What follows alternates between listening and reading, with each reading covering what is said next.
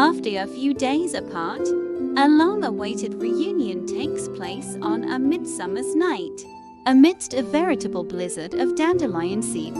At the direction of the fox, an ocean of dandelions opens up before the hunter's very eyes.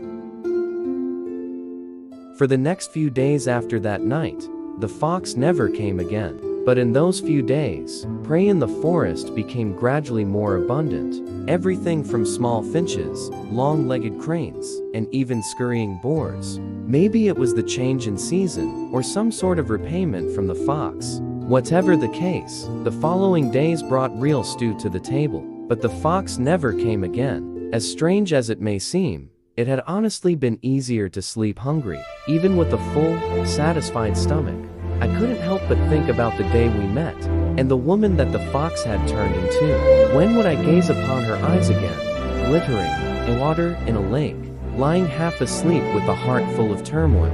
I heard a faint sound outside my door. I hopped from the bed and swung the door open, eager to see a small white silhouette awaiting me. But there were no lake blue eyes, and there was no fluffy white foxtail. Instead, all I could see were dandelion seeds drifting in the white moonlight, floating like snowflakes in the air. Suddenly, something got caught in my nostrils.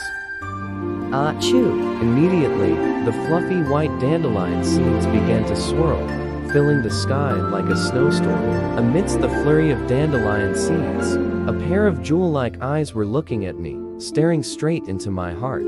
Waving away the swirling dandelion seeds, I started walking towards the small fox. The fox raised its ears, and its furry tail flitted across the grass. As it turned and disappeared into the depths of the forest, I hurried and followed closely behind.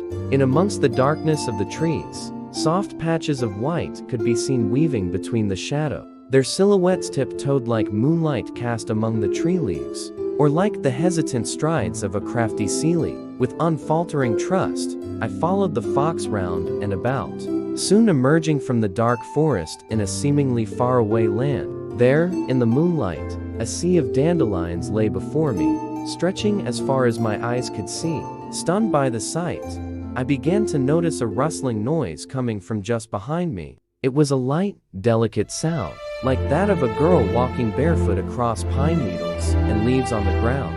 The fox approached me from behind.